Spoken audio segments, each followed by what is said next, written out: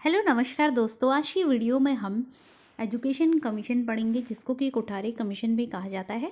और जो ये वीडियो है ये रहेगी यूजीसी नेट के लिए, और जो अभी हमारा यूसेट का एग्ज़ाम होने वाला है, उत्तराखंड का जो सेट है उसका जो एग्ज़ाम है उसके पॉइंट ऑफ व्यू से भी इम्पॉर्टेंट रहेगी। तो इसमें हम इम्पॉर्टेंट जो हमारे कमीशंस हैं वो पढ़ेंगे जो कि हमारा पेपर 1 से रिलेटेड है। पेपर 1 के अलावा ये जो एजुकेशन का पेपर 2 होता है उसमें भी एजुकेशन के जो कमीशंस हैं, कमिटीज़ हैं, वो पूछी जाती हैं, तो उसके लिए भी इम्पॉर्टेंट है।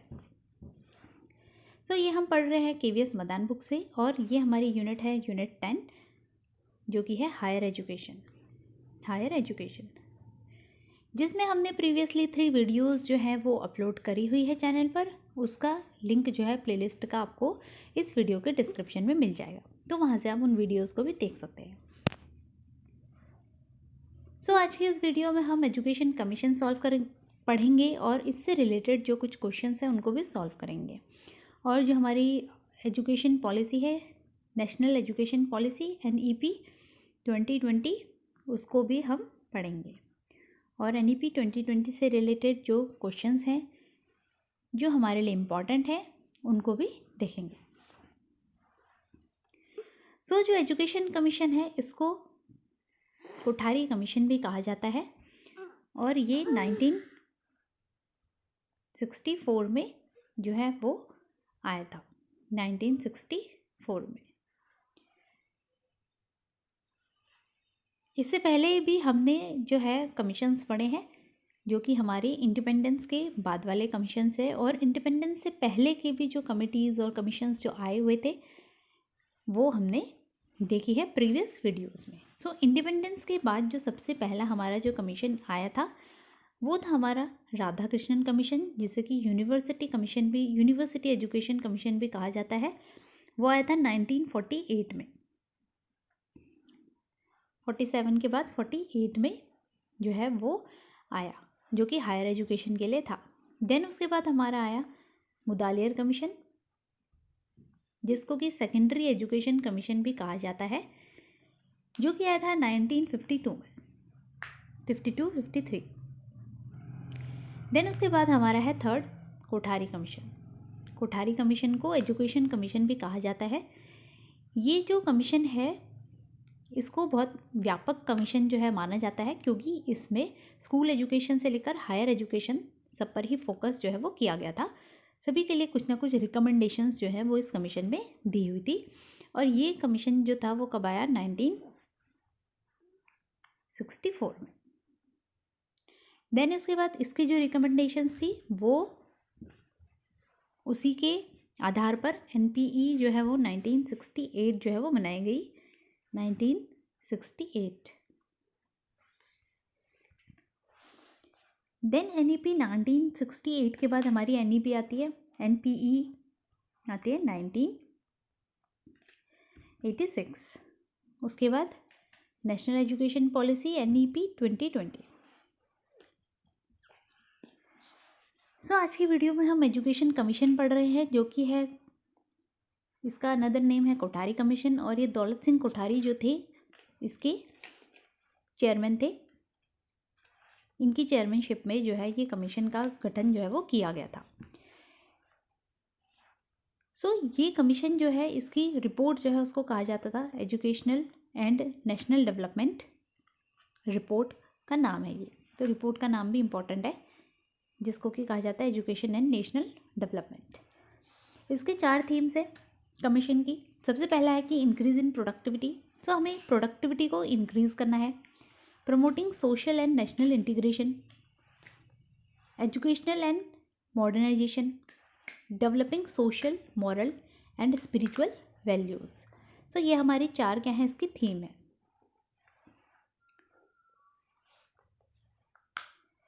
Then free and compulsory education जो है वो आर्टिकल 45 के अंडर जो है वो आता है। और इसमें जो एज रहती है बच्चों की क्या रहती है, 6 to 14 ईयर्स रहती है। ये जो एज है ये जो नॉर्मल बच्चे हैं उनके लिए रहती है। देन जो हमारे डिसेबल्ड वाले जो चिल्ड्रन होते हैं उनकी जो एज होती है वो 6 to 18 ईयर्स होती है।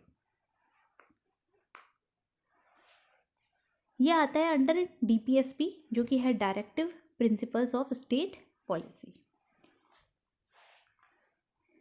सो इसके अंदर इस्टेब्लिशमेंट करा गया था इंडियन एजुकेशन सर्विस का, IES। देन कमीशन जो है कोठारी कमीशन, इसका रिकमेंडेशन था 6% जो है वो क्या करना है, खर्च करना है किस पर, एजुकेशन पर, हमारी जो भी GDP है उसका।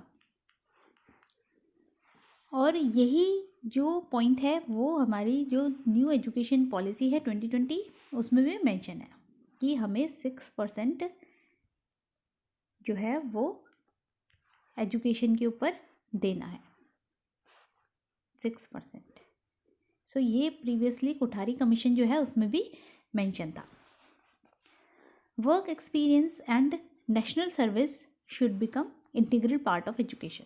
सो मेन पार्ट जो है वो क्या होना चाहिए, वर्क एक्सपीरियंस हमें लेना है और नेशन जो हमारा है उसकी क्या करनी है, सर्विस करनी है। ये इंटीग्रल पार्ट होना चाहिए एजुकेशन का।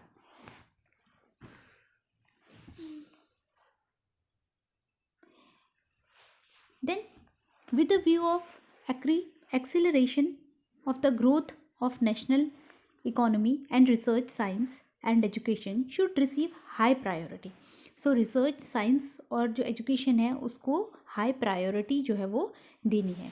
a small number of cluster of centers to achieve highest possible standards in research and training were set up। so research और training के लिए हायर स्टैंडर्ड जो है वो सेटअप करने हैं। देन कोठारी कमीशन की ही रिकमेंडेशंस के अंडर जो है उसी की रिकमेंडेशन से ही जो हमारी एजुकेशन पॉलिसी है 1968 की वो जो है वो बनाई गई थी, जिसको कि NPE 1968 जो है वो कहा जाता है। जो कोठारी कमीशन में जो जो रिकमेंडेशंस थी उनको ही उसी के आधार पर जो है वो new national policy on education NPE वो बनाई गई थी।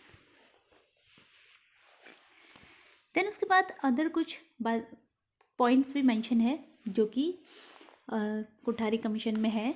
सबसे पहला हमारा है पॉइंट है कि 3 लैंग्वेज फॉर्मूला, 3 लैंग्वेज सिस्टम पर इन्होंने जो है वो कहा था कि जो national policy of education suggested for the study of Hindi, English and modern Indian language, preferably one of the southern languages. So 3 language formula में एक तो हिंदी और इंग्लिश होगी लैंग्वेज, और थर्ड लैंग्वेज जो होगी वो भी वो कोई इंडियन लैंग्वेज होगी, जो कि हमारी जहाँ पर कि सदर्न जो लैंग्वेजेस हैं उनमें से कोई एक लैंग्वेज होगी। देन जो हिंदी स्पीकिंग स्टेट्स हैं, सो ये नॉन हिंदी जो स्टेट्स हैं वहाँ पर ये लैंग्वेज का फॉर्मूला है कि हिंदी, इंग्लिश और जो एक मॉडर्न इंडियन ये हिंदी स्पीकिंग स्टेट्स के अंदर है कि हिंदी, इंग्लिश और जो मॉडर्न इंडियन लैंग्वेज है कोई भी सदर्न जो लैंग्वेजेस हैं उनमें से वो ली जाएगी और उनको पढ़ा जाएगा। देन उसके बाद हमारी जो नॉन हिंदी स्पीकिंग स्टेट्स होते हैं जहाँ पर कि हिंदी नहीं बोली जाती है, वहाँ पर जो है वो लैंग्वेज रहेगी कि हिंदी, इंग्लिश और जो भी रीजनल लैंग्वेज है वहाँ की वो। फिर तमिलनाडु जो है वो उसने इसको फॉर्मूला को फॉलो नहीं किया था, जो कि मेंशन किस में थे, 1968 वाली पॉलिसी के अंदर मेंशन किए गए थे उसको। तो ये हमारा है अबाउट एजुकेशन कमीशन, जिसको कि कोठारी कमीशन भी कहा जाता है। और इसके अंदर एक और पॉइंट मेंशन है जो कि जिससे कि एग्जाम में क्वेश्चन देखने को मिलते हैं, वो है कि स्कूल जो है वो एक कैसे कॉम्प्लेक्स है, नोडल कॉम्प्लेक्सेस जो है उनको कहा जाता है, स्कूल्स को नोडल कॉम्प्लेक्सेस, जिससे कि क्वेश्चन आया हुआ था प्रीवियसली। सो ये हमारा था एजुकेशन कमीशन। देन नेक्स्ट हमारी कुछ कमिटीज़ है जो कि फाइनेंसिंग ऑफ एजुकेशन से रिलेटेड है, जहाँ पर कि फाइनेंसिंग की बात हो रही है, वो कुछ उससे रिलेटेड कुछ कमिटीज़ जो है वो सेटअप की गई थी। सबसे पहली जो कमेटी है जो कि फाइनेंसिंग से रिलेटेड है वो है पुनिया कमेटी रिपोर्ट, 1992 एंड 93 में ये आई थी। देन उसके बाद हमारी है सेकंड जो है वो है अनंत कृष्णन कमेटी, 1999 में आई थी ये। Then Mahbub ur Rahman committee to formulate revised fee structure in the central and deemed university, 2000, ये 2000 में आई रहमान कमेटी। देन उसके बाद है Swaminathan committee on resource mobilisation by technical and professional institutions, AICTE, 1991 में आई। तो ये हमारी 4 जो है कमिटीज़ थी जो कि किससे रिलेटेड है, फाइनेंसिंग से रिलेटेड। सब एजुकेशन कमीशन जो है, कोठारी कमीशन। उसके बाद यहाँ पर हमें जो है वो new education policy NEP given है 2020। सो हम NEP पढ़ लेते हैं जो कि हमारे एग्जाम पॉइंट ऑफ व्यू से इम्पॉर्टेंट है। न्यू एजुकेशन पॉलिसी 2020 जो NEP है, इसका जो ड्राफ्ट है वो 2009 में जो है वो दिया गया था।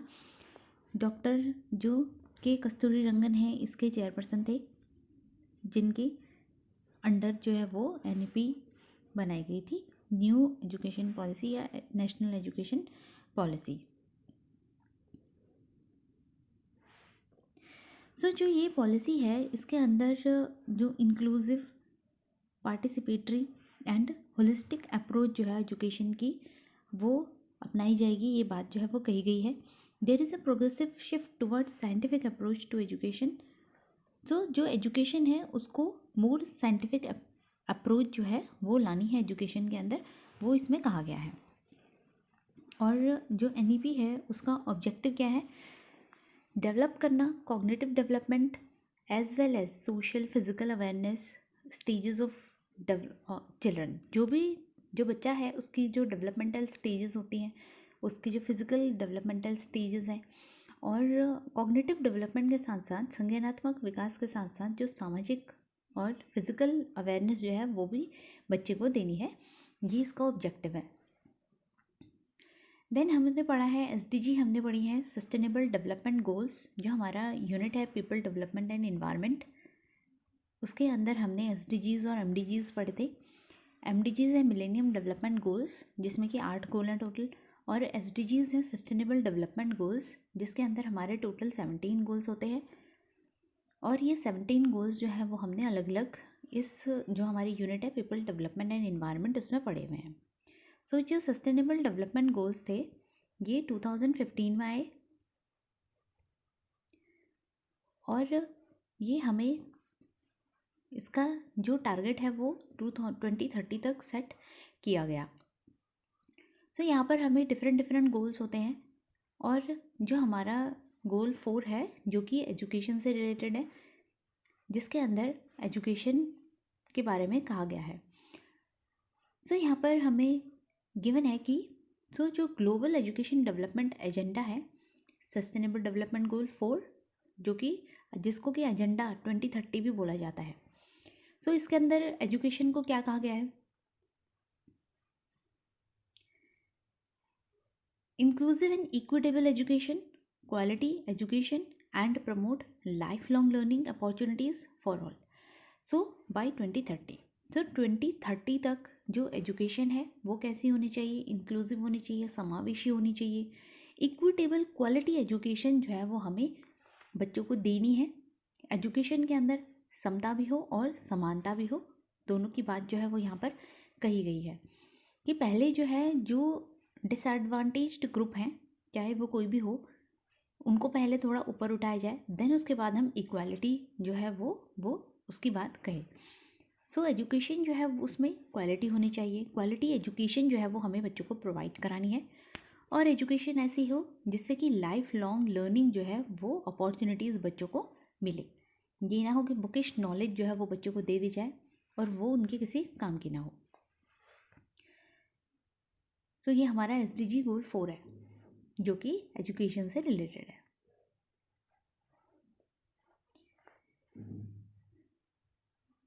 अब NEP 2020 जो है इसका एम है making India a global knowledge super power. So global जो नॉलेज है सुपर पावर उसको इंडिया को बनाना है, जैसे कि एंशिएंट इंडिया में हमारे यहाँ पर नालंदा यूनिवर्सिटी, तक्षशिला यूनिवर्सिटी होती थी और वहाँ पर बाहर से फॉरेन से जो लोग थे वो स्टडी करने के लिए आते थे। तो ऐसे ही हमें इंडिया को क्या बनाना है, ग्लोबल नॉलेज सुपर पावर बनाना है। सो NEP जो है वो हमारी थर्ड एजुकेशन पॉलिसी है। हमने पढ़ा कि 2 NPE आई थी, नेशनल पॉलिसी ऑन एजुकेशन, पहले 1968 में आई, देन उसके बाद 1986 में आई, देन उसके बाद हमारी जो थर्ड एजुकेशन पॉलिसी है वो NEP 2020 है।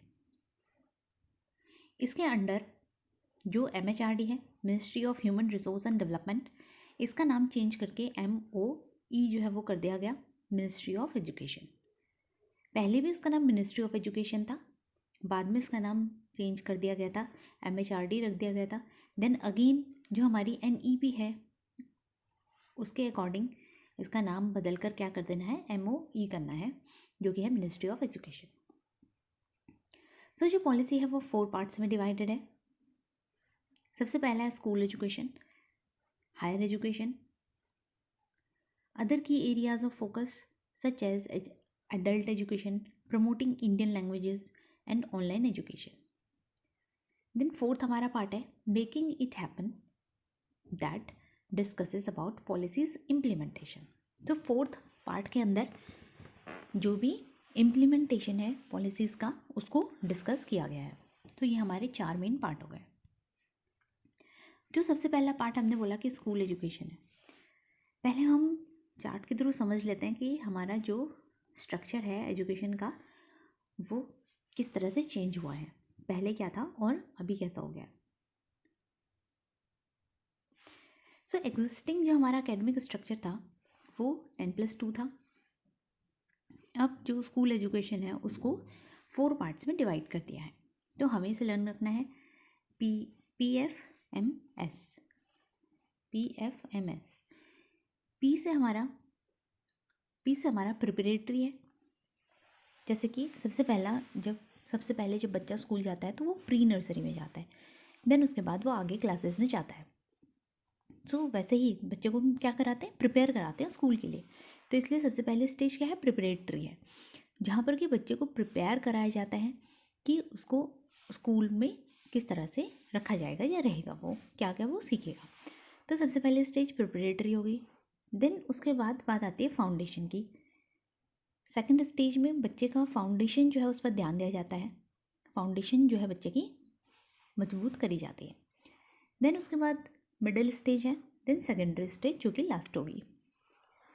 सो फर्स्ट और सेकंड में हमें कन्फ्यूजन हो सकता है, लेकिन मिडिल और सेकेंडरी तो हमें पता है कि मिडिल स्टेज होगी, देन उसके बाद सेकेंडरी हो जाएगी। सो फर्स्ट में हमें याद रखना है कि सबसे पहले हम बच्चे को प्रिपेयर कराएंगे कि स्कूल जाना है और वहाँ पर हमें क्या क्या बेसिक्स जो है वो बच्चे को कराया जाएगा। तो ये हमारी 4 स्टेज होगी। अब जो 4 स्टेजेस हैं उसमें से जो सबसे पहली स्टेज है उसके अंदर हमारे 5 इयर्स हैं, देन उसके बाद 3 इयर्स, ये 5 इयर्स हो गए, देन 3 इयर्स, देन 3, फिर 4। तो हमें इसे लर्न करना है 5+3+3+4। तो ये हमारा न्यू स्ट्रक्चर है एजुकेशन का, एकेडमिक स्ट्रक्चर। सो सबसे पहला जो 5 इयर्स हैं ये भी 2 में डिवाइडेड है। जो हमारा प्रिपरेटरी स्टेज है जहाँ पर कि आंगनवाड़ी, प्री स्कूल और बाल वाटिकास होंगी, वहाँ पर 3 साल रहेगा बच्चा, 3 से लेकर 6 साल तक एज उसकी रहेगी, 3 से लेकर 6 साल तक। देन उसके बाद हमारी आ जाती है 2 साल, जो कि वो फर्स्ट और सेकेंड में रहेगा बच्चा। तो ये हमारी टोटल हो गई 5 इयर्स जो कि वो प्रिपरेटरी स्टेज में देगा बच्चा। देन उसके बाद फाउंडेशन हमें रखनी है बच्चे की, तो वो आ जाती है 3rd क्लास से, जिसके अंदर हमारी एज हो जाती है 8 से लेकर 11, 8 से 11 ईयर्स तक। हमने यही पढ़ा है कि 6 साल का बच्चा होना चाहिए जब वो फर्स्ट में जाएगा, तो ऐसे हम एज को काउंट कर सकते हैं। सो 8 से लेकर 11 ईयर्स तक हो गए 3 to 5 क्लासेस में। देन उसके बाद हमारी जो 3rd स्टेज है जिसको कि मिडिल स्टेज बोलते हैं हम, जो कि 6 से लेकर 8 तक है, 6th 7th 8th 3 क्लासेस इसमें आ जाएंगी। तो 3 क्लासेस हैं तो इसकी जो एज है वो 11 से लेकर 14 तक हो गई। देन जो हमारा 4th स्टेज है वो है सेकेंडरी स्टेज। सेकेंडरी स्टेज में 4 साल रहेगा बच्चा। यहाँ पर 9th 10th 11th 12th को साथ में रख दिया गया है, जिसको कि पहले 2 माना जाता था, 10th तक 1 था, फिर देन उसके बाद 2 10+2 था, तो 11 12th को एक साथ माना जाता था सेकेंडरी। तो अब यहाँ पर क्या है कि हमारा सेकेंडरी स्टेज में 9 से लेकर 12 तक की क्लासेस आ जाती है, जिसमें एज हमारी हो जाती है 14 से लेकर 18 तक। तो ये हमारा हो गया न्यू एकेडमिक स्ट्रक्चर। अब हम मेथड्स देख लेते हैं कि कौन कौन से जो मेथड्स हैं उनके थ्रू बच्चों को डिफरेंट स्टेजेस में जो है वो पढ़ाया जाएगा। जैसे कि सबसे पहली स्टेज हमने पढ़ी कि फाउंडेशनल प्रिपरेटरी स्टेज है, जहाँ पर कि प्ले, डिस्कवरी और activity based interactive classroom learning होती है। जैसा कि हमने देखा भी है कि जो प्री स्कूल्स होते हैं, प्राइमरी स्कूल्स, किंडरगार्टन, वहाँ पर प्लेवे मेथड, एक्टिविटी मेथड, ये सब यूज़ किया जाता है, इंटरैक्टिव क्लासरूम को बनाया जाता है। देन हमारी फाउंडेशनल स्टेज जो है वहाँ पर multi level play activity based जो लर्निंग रहती है।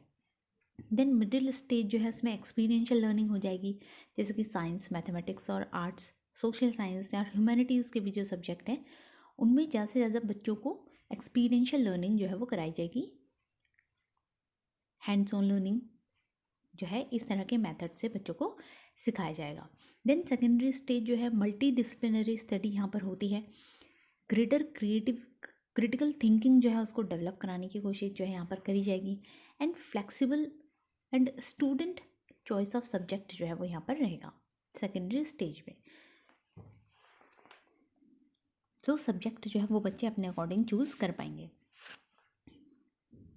ये हमारा था न्यू एकेडमिक जो है वो स्ट्रक्चर जो हमने देखा यहाँ पर। तो हमें इसमें लर्न रखना है 5+3+3+4, ये हमारा हो गया न्यू एकेडमिक स्ट्रक्चर। अब हमारी जो डिफरेंट स्टेजेस हैं उनके अंदर हमें क्या क्या गिवन है NEP में वो पढ़ लेते हैं। सबसे पहला हमारा था स्कूल एजुकेशन। स्कूल एजुकेशन जो है उसका ऑब्जेक्टिव क्या है कि यूनिवर्सलाइजेशन ऑफ एजुकेशन करना है, जो कि सर्व शिक्षा अभियान के अंदर भी था कि यूनिवर्सलाइजेशन ऑफ एजुकेशन होना चाहिए। उसमें क्या है, प्री नर्सरी से जो सेकेंडरी लेवल तक की एजुकेशन है उसमें 100% GER होना चाहिए बाय 2030। तो ये हमें याद रखना है कि जो स्कूल एजुकेशन है उसमें 100% GER चाहिए, ग्रॉस एनरोलमेंट रेशियो जो है वो, और इसका एम कब तक है, 2030 तक। देन नेक्स्ट हमारा जो पॉइंट है वो हमने अभी देखा कि जो एकेडमिक स्ट्रक्चर है वो प्लस पहले 10+2 था, अब वो 5+3+3+4 हो गया है। देन हमारा जो थर्ड पॉइंट है जिसमें कि जेंडर इंक्लूजन फंड जो है वो प्रोवाइड कराया जाएगा इक्विटेबल और क्वालिटी एजुकेशन के लिए सारे ही गर्ल्स और ट्रांसजेंडर जो स्टूडेंट्स हैं उनको। देन जो फोर्थ पॉइंट हमारा है क्लास 10th और 12th board examinations to be made easier. तो बोर्ड के एग्जामिनेशंस जो हैं वो उनको क्या बनाया जाएगा, ईजियर बनाया जाएगा, ताकि बच्चों को फियर ना रहे कि बोर्ड एग्ज़ाम्स के वजह से। फिफ्थ हमारा जो पॉइंट है, there will be a focus on foundational literacy and numeracy, FLN जो है वो उस पर फोकस करा जाएगा, जिसमें कि बच्चों की जो फाउंडेशन है उसको मजबूत कराया जाएगा, जहाँ पर कि बच्चों को जिसके अंदर मैथमेटिक्स जो है और जो फाउंडेशन है बच्चों की वो उसको मजबूत जो है वो स्ट्रॉन्ग जो है वो बनाना है, जहाँ पर कि no rigid separation of between academic streams and extra curricular and vocational streams in school, जिसमें कि रिजिड सेपरेशन जो है वो सब्जेक्ट्स के अंदर नहीं रहेगा। सिक्स्थ हमारा पॉइंट है वोकेशनल एजुकेशन जो है वो 6 क्लास से स्टार्ट करानी है, जिसमें कि इंटर्नशिप जो है वो बच्चों को कराई जाए। सेवेंथ पॉइंट है teaching up to at least grade 5th to be in mother tongue या रीजनल लैंग्वेज जो भी बच्चे की है उसमें बच्चे को पढ़ाया जाए। कोई बच्चा अगर अपनी मदर टंग में या रीजनल लैंग्वेज में पढ़ना चाहता है तो उसको उसमें पढ़ने दिया जा सकता है। देन नेक्स्ट जो हमारा सिक्स्थ पॉइंट है जिसमें कि असेसमेंट की बात कही जाती है कि असेसमेंट कैसा हो, 360 डिग्री असेसमेंट होना चाहिए, जिसमें कि होलिस्टिक जो एक प्रोग्रेस कार्ड जो है वो बनाया जाएगा, जिसमें कि बच्चे की जो भी लर्निंग आउटकम्स है उसको मेंशन जो है वो करा जाएगा। तो असेसमेंट कैसा होना चाहिए, 360 डिग्री होलिस्टिक मतलब है जब हम बच्चे की एक सिर्फ कॉग्निटिव जो डेवलपमेंट हो रहा है, कॉग्निटिव जो असेसमेंट है वही नहीं देखेंगे, एक्सेप्ट दैट जो उसका फिज़िकल और जो एक्स्ट्रा करिकुलर जो एक्टिविटीज़ होती हैं, सोशल जो भी डेवलपमेंट है, सारे ही एस्पेक्ट्स का जो है वो असेसमेंट करते हैं, तो वो हमारा होलिस्टिक असेसमेंट हो जाता है। देन एक न्यू और कॉम्प्रिहेंसिव एनसीएफ बनाया जाएगा। एनसीएफ होता है जो कि नेशनल करिकुलम फ्रेमवर्क है, जो कि करिकुलम जो है उसको बनाता है। टीचर एजुकेशन के लिए एक न्यू एनसीएफ बनाया जाएगा 2021 में, जो कि कौन बनाएगा? एनसीटीई जो कि टीचर एजुकेशन की बॉडी है, जो कि टीचर एजुकेशन के करिकुलम और वो सब बनाती है। फिर by 2030 the minimum degree qualification for teaching will be 4 years integrated B Ed degree. So 2030 तक जो 4 years बीएड डिग्री जो है वो उसको अप्लाई कर देना है टीचर्स के लिए।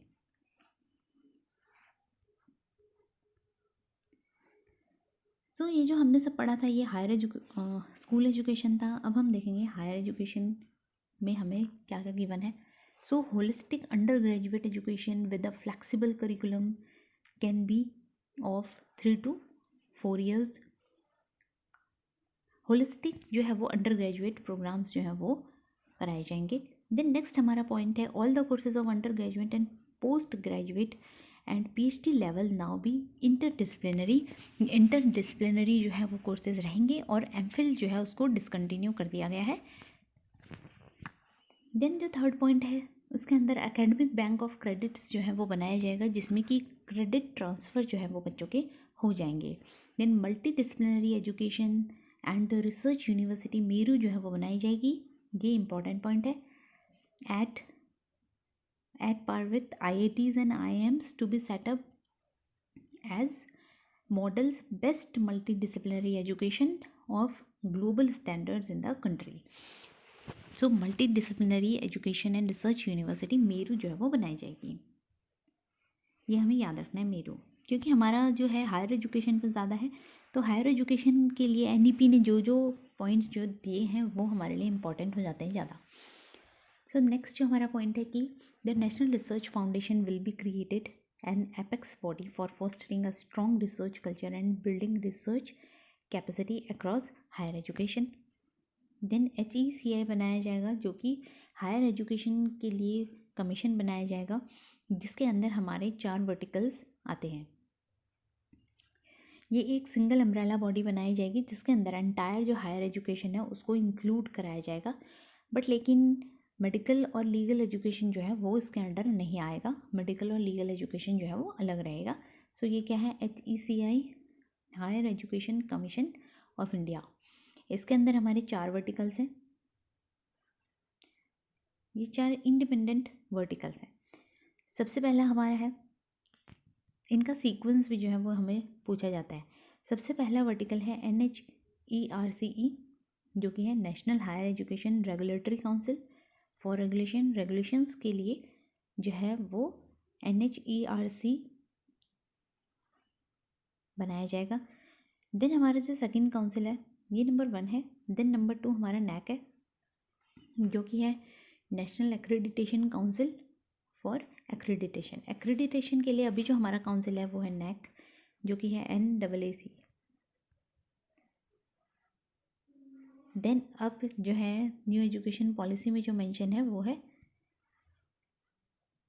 NAC, जो कि जिसका काम क्या है? एक्रेडिटेशन। देन हमारा जो थर्ड काउंसिल है इसके अंदर हमारा हायर एजुकेशन ग्रांट्स काउंसिल, जो कि फंडिंग प्रोवाइड कराएगा यूनिवर्सिटीज़ को। सो ये हमारा हो जाएगा HEGC, ये थर्ड है हमारा वर्टिकल। देन फोर्थ जो हमारा वर्टिकल है वो है GEC, general education council for standard setting. जो भी स्टैंडर्ड जो होते हैं वो देखने के लिए हमारा GEC जो है वो काउंसिल बनाया जाएगा। सो ये इंपॉर्टेंट पार्ट है, इससे हमें क्वेश्चन देखने को मिलते हैं, ये हमें लर्न रखना है। एक और डिफरेंस है इसमें, ये कमीशन है और इसके अंडर ये सारे क्या है? काउंसिल हैं 4।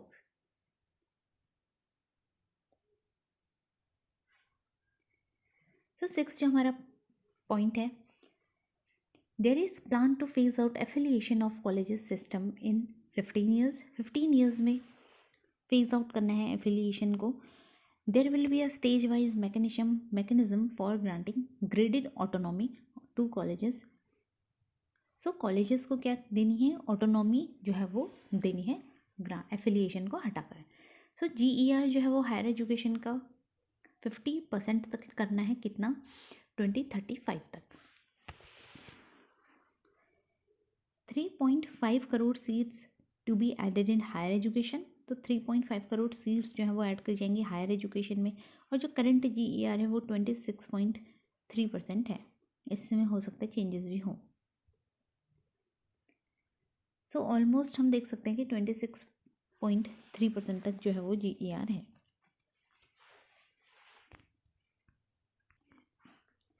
देन कुछ अदर चेंजेस भी जो हैं वो करे जाएंगे.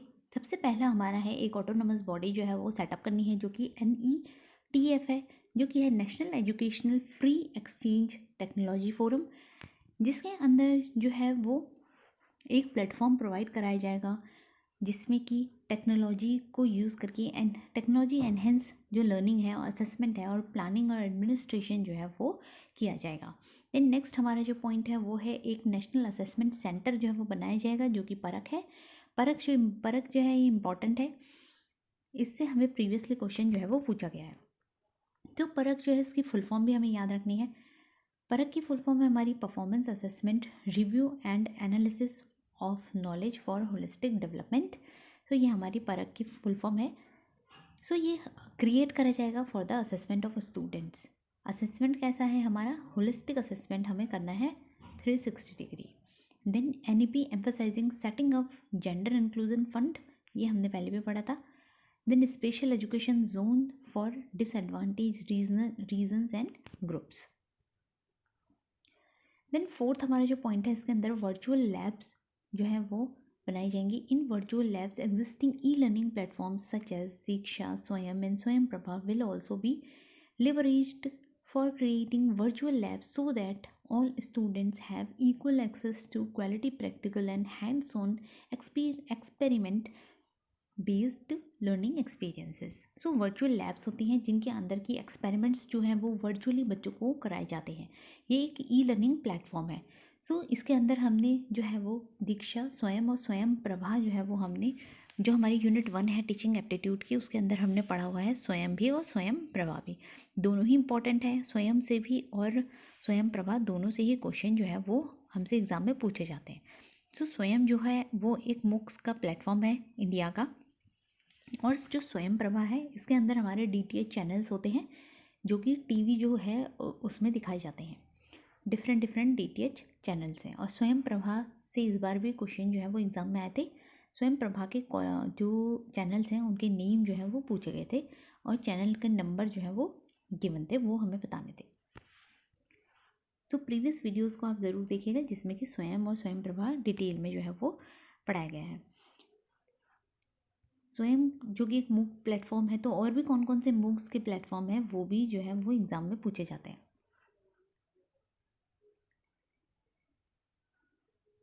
देन नेक्स्ट जो हमारा 5th पॉइंट है जिसके अंदर की नेशनल इंस्टीट्यूट बनाया जाएगा फॉर पाली परचन एंड प्राकृत, जो Indian institute of translation and interpretation should be set up. तो नेशनल इंस्टीट्यूट बनाया जाएगा जो कि ट्रांसलेशन और इंटरप्रिटेशन के लिए बनाया जाएगा. Increase the public investment in education sector to reach 6% of the GDP at the earliest. तो ये हमने पढ़ा था कि 6% जो है वो GDP का यूज़ करना है. ये टारगेट जो है ये एजुकेशन जो प्रीवियस एजुकेशन पॉलिसीज़ थी 68 और 86 की, उसमें भी जो है वो मेंशन था. ये हमने प्रीवियसली भी देखा. करंटली इंडिया का जो है 4.6% जो है टोटल GDP का एजुकेशन के ऊपर खर्च किया जाता है.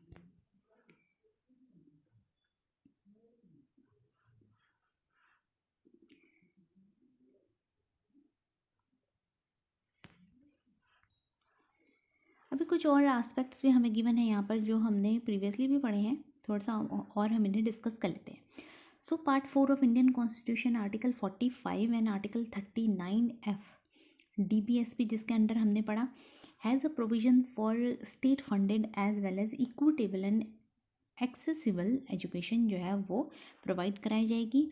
एजुकेशन कैसी हो, इक्विटेबल हो और सबकी रीच में हो कि सारे लोग उसको एजुकेशन को प्राप्त कर सकें।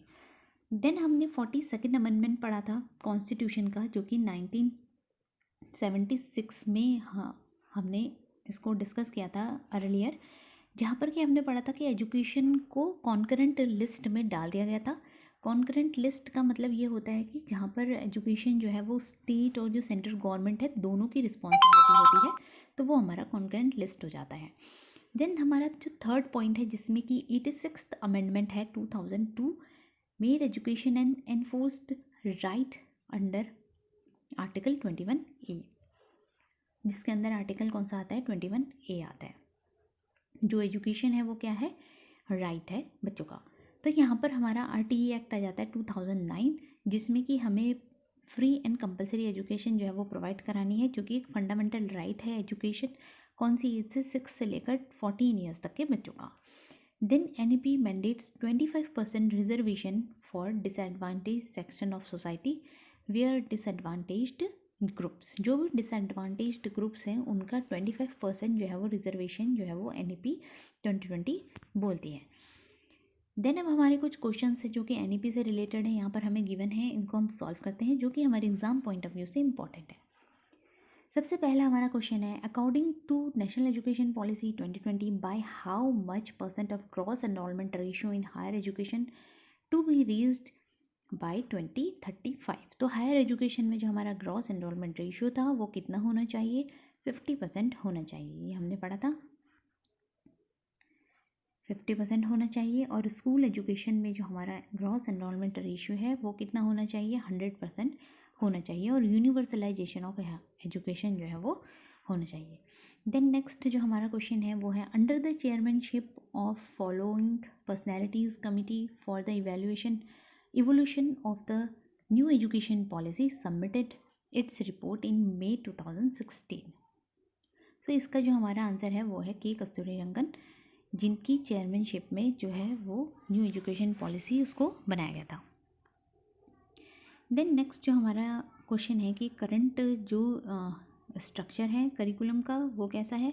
पहले 10+2 था और अभी जो NEP में मेंशन है स्ट्रक्चर वो क्या है, 5+3+3+4।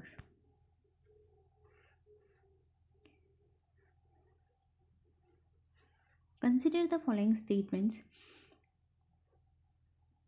Multiple entry and exit point appropriate certification undergraduate can be 3 to 4 years with multiple exit option and appropriate certification within this period। तो multiple exit और जो entry है वो बच्चों को अलाउ है अंडर ग्रेजुएट प्रोग्राम्स में। देन हमारा नेक्स्ट जो पॉइंट है वो है सर्टिफिकेट आफ्टर 1 ईयर। अगर 1 ईयर आपने कंप्लीट की है तो एडवांस डिप्लोमा मिलता है। Then after 2 years bachelor degrees and after 3 years okay this is कि सर्टिफिकेट आपको मिलेगा अगर 1 ईयर कंप्लीट हुआ है। देन एडवांस डिप्लोमा मिलेगा अगर 2 ईयर्स कंप्लीट हुए हैं, और 3 ईयर्स कंप्लीट हुए हैं तो वो बैचलर डिग्री हो जाएगी। देन उसके बाद हमारा जो 4 ईयर अगर कंप्लीट कर लेते हैं bachelors with research after 4 years, तो 4 ईयर्स के बाद वो बैचलर्स विथ रिसर्च हो जाता है। तो ये जो है वो पॉइंट्स गिवन है। तो इनमें से हमें बताना होगा कि राइट कौन सा है। पहले थर्ड पॉइंट देख लेते हैं हम। HECI बनाया जाएगा higher education commission of India, जिसके अंदर will be setup as a single overarching umbrella body for entire higher education excluding medical and legal education. ये भी हमने पढ़ा था कि HECI सेटअप किया जाएगा, जिसके अंदर ये एक अम्ब्रेला बॉडी रहेगी, जिसके अंदर एंटायर हायर एजुकेशन रहेगा except medical and legal education इसके अंदर नहीं होगा।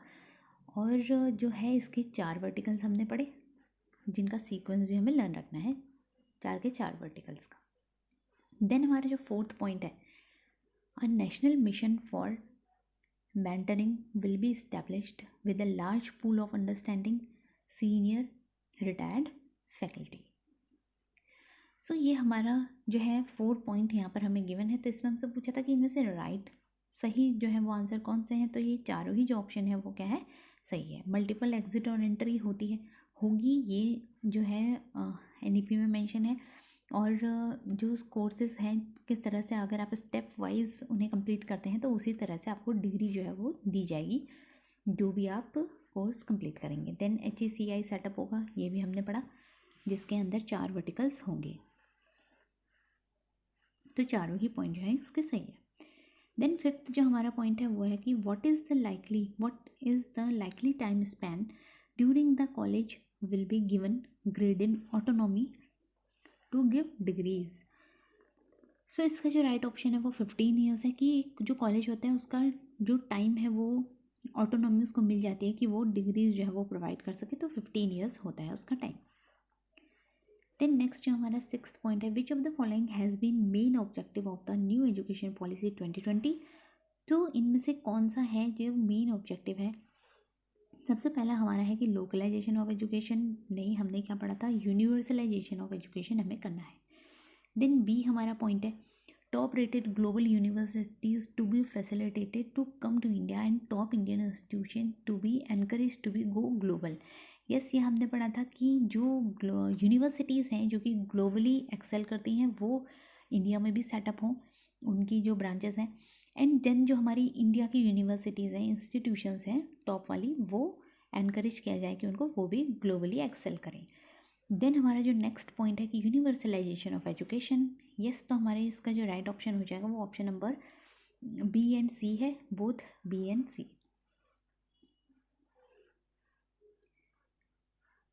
देन हमारा क्वेश्चन नंबर 7 देख लेते हैं हम, जो कि हमारा आ गया HECI के ऊपर, जो कि higher education commission of India हमने पढ़ा था। सो ये एक सिंगल अम्ब्रेला बॉडी बनाई जाएगी एंटायर हायर एजुकेशन के लिए, बट लेकिन इसमें मेडिकल और जो लीगल एजुकेशन है वो इसमें नहीं रहेंगे। Public and private higher education institutions will be governed by the same set of norms and regulations, accreditations and academic standards. तो पब्लिक और जो प्राइवेट हायर एजुकेशन के इंस्टीट्यूशंस हैं दोनों की ही सेम होंगे, क्या, नॉर्म्स रेगुलेशंस जो भी होंगे सेम होंगे। तो यहाँ पर हमें पूछा गया है कि विच of the following independent verticals will be looked after HECI। तो हमने HECI के बारे में पढ़ा था, उसके वर्टिकल्स हमसे पूछे हैं जो हमें यहाँ पर ऑप्शन में गिवन है, इनमें से कौन से वर्टिकल्स हैं ये हमें पूछ रहे हैं। सो पहला हमारा है vertical national NHERC, national higher education regulatory council for regulation, GEC, HEGC, higher education grants council and NAC। तो ये चारों ही वर्टिकल हैं, ये हमने पढ़े थे और इनका सीक्वेंस भी हमें लर्न करना है। तो इसमें सबसे पहला वर्टिकल कौन सा है, ये वाला, देन NAC है। तो इसका जो ट्रिक है वो है कि NNHC, NNHG, NN मतलब सबसे पहला जो है वो national higher education regulatory council है, देन उसके पास NAC है, देन हमारा है higher education grants council H से, फिर GEC जो है वो लास्ट में है। तो ये हमारे 4 वर्टिकल हैं और ये इनका सीक्वेंस है।